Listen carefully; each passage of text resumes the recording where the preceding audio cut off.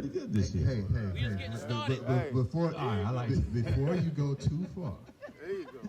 I'm in trouble now. I want you to know that our next guest is the head football coach for St. John's High School. All right. Are there steps on that side of the stage? I walk, keep going. Man. Ladies and gentlemen, give it up for a young man I've grown to have a lot of respect for over the years, Coach Michael Howard from St. John's. Yeah, Coach. Coach, I'm coming next week, Coach. It's the final regular season. Oh, week after next? Okay. How is the team doing? It's like, okay. 3-4. You're in the playoffs. Yeah. Okay. That's what I'm talking about. Doing great. I'm gonna come and DJ at that at the game. I promise. I'm in trouble now. Good morning. How's everybody doing this morning? Good morning. I really am honored to be up here. Thank you, Mr. Butch Kennedy, and everybody who's involved, Miss Bertha, and you guys. Thank you for letting me be a part of this, allowing St. John's to be a part of this. Thank you, Principal Larson, Principal McDaniel, for coming out to support us as well. Right now, we have representatives from the football team and some of our student body that are representing past and future football players. Got football players sitting over here. David Robinson in the back. I think I see Ronald Reagan back there. He's a future football player. He doesn't even know it yet. So we're going to get to him. Jay Wash, I see you, big guy. And he's absolutely right. That kid got so much potential, and I'm hoping that he can realize some of it this year on the basketball court. But the reason that I'm here this morning, it really does not have anything to do with football. I am the head football coach at St. John's. I've been that for the past two seasons, and I've been so honored to have that position and that title. But having the title does not make you entitled to anything but the responsibility that comes along with it. I am here because of a lot of grace. I'm here because a lot of people were praying for me when I wasn't doing the things that I was supposed to do. And I want you guys to understand that people are praying for you you don't even know about. People are talking about you in a room that you will never even know. And those are the things that are going to come together to make whatever it is that you have as a goal, you're going to make those things come to fruition for you. So I want you to think about a couple things. I want you to really close your eyes and think about it. What is your why for moving forward and whatever it is that you do? Why is it that you continue to do those things? What makes you want to wake up in the morning and go do that thing that wakes you up? How successful do you really want to be? Let it wash over you a little bit. Think about it. How successful do you really want to be? If you were great at what you want, what would it look like? If you were the greatest version of you at whatever it is that you want, what would that version of you look like? I want you to think about that for a couple seconds. Because everything that you can think about, you can become. Everything that you can want, you can have. And everything that you ever think that you can do, you can be. Fear is one thing that stops people.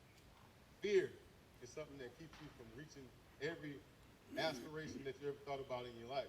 Fear is something that will keep you stuck in certain situations that's not even good for you, but you'll stay there because you're afraid of the unknown.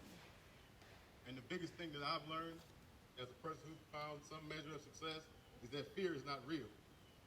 Fear is 100% made up. There's only two true emotions. Only two. One is love, and the other is fear. And when you conquer the fact that fear is false evidence of being real, it's something that you can walk through, then the only real emotion is love.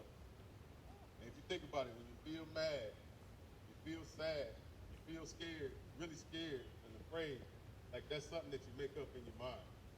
So when you conquer that and you understand that it's all me, it's 100% mine, and you can step past it, you can get around it, you can go through it. I grew up in Louisiana, and before I get too far into this, I'll be remiss if I did not do it. The representatives of our football team that are current players with me, Aiden Dillon and David Bartlett, please stand up. Please give me a round of applause. Two of my coaches, my assistant coaches. Stand up, David. He's a current member of our football team. David. Our running backs some linebackers, coach. Mr. Steven Jeffcoat.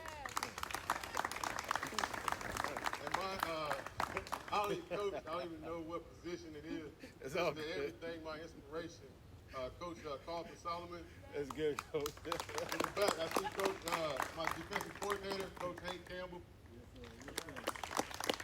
All these guys, every single day, they come out, they bleed and they sweat with us.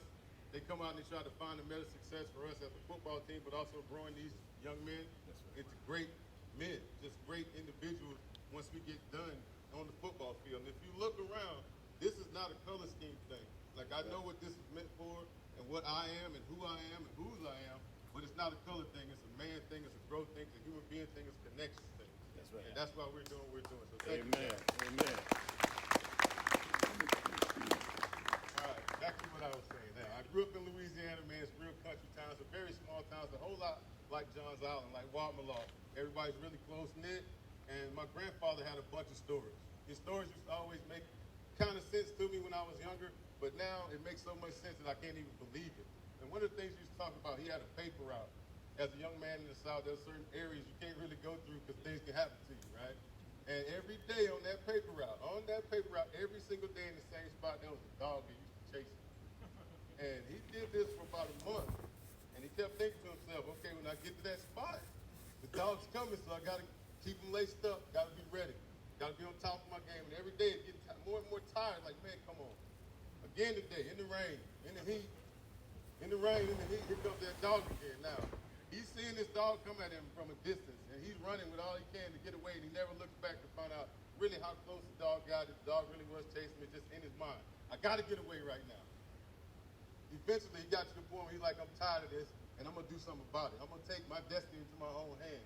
He picked up a rock, and he made up in his mind, I'm finished running today.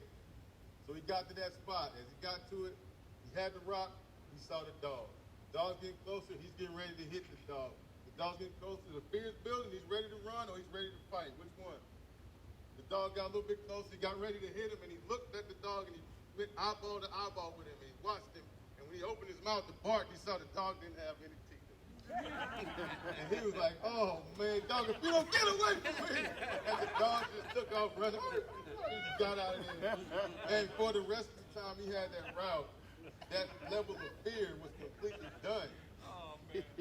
And he really did see that everything he thought was going to happen to him would never happen, because everything that he thought was made up. All that stuff came from him. He created that sense of fear within himself, and he figured it out. Like, I can get past this, I can get over this, now let's go to the next thing. People that have limitations, normally that's the same thing. If you argue for your limitations, you get to keep it.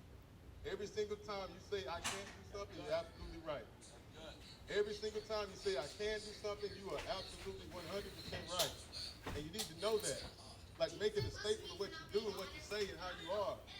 Because when you decide that I can do something, you're going to be able to do it. You'll find the why. The how don't even matter after that. When you find that why, the how does not even matter. Because you're going to have something to fuel you, to push you, to keep you going. I'll get to that in a second. So, the why and the how. Like, sometimes you have a big why, and you'll tell that why to somebody, or you'll tell that dream to somebody, and they'll ask you one simple question. They'll say, how? And how can become a dream killer. So don't concern yourself with the how, because the why is big enough, the how will never matter. I want you to go back to that question I asked you. If you could be great at what it is that you want, how successful would you be? When you think about the word great, that's not being better than anybody else. That's not the end result of anything. That's not how many touchdowns you score, not how many home runs you hit. Being great is what you do every day. So we've broken it down into 5 letters. G-R-E-A-T. Being great means giving real evidence all the time. That means going out and practicing those little things, showing up on time, being at practice, taking it serious, knowing that that's what leads to the end of the game. That's why you do what you do, so you can get to the point where practices are the things that you do to get that final result. I need you to embrace the possibility of your greatness. After you define it, then you embrace it. Embrace every possibility that you have for greatness, because it's within you. I want you to give me one opportunity to create some solidarity with us here today, and we'll get out of your face, all football team, we bring each other together every day. So we come together as a hand clap. All right? So when I say give me one, I need everybody to give me one. If I say give me two, I need everybody to give me two. If I say give me three, I need you to give me three. You ready? All right, here we go. You can hear me. Give me one. Give me two. Give me three. I need you to raise your right hand. We're going to do a choice pledge today. And I need you to choose this every single day when you look in the mirror. I want you to repeat after me. I choose to be great today. I choose to be great today. I choose to give my all. I choose to give my all. I choose to take advantage I choose to take advantage of my gifts and all my chances. of my gifts and all my chances. I choose to be the best me I choose to be the best me that I can be. that I can be. I choose to be great I choose to be great because I am. because I am. Because I am. Because I am. Because I am. Because I am. Thank you. Amen. Coach Michael Howard. Yay. Let's give it up again to Coach. That was great.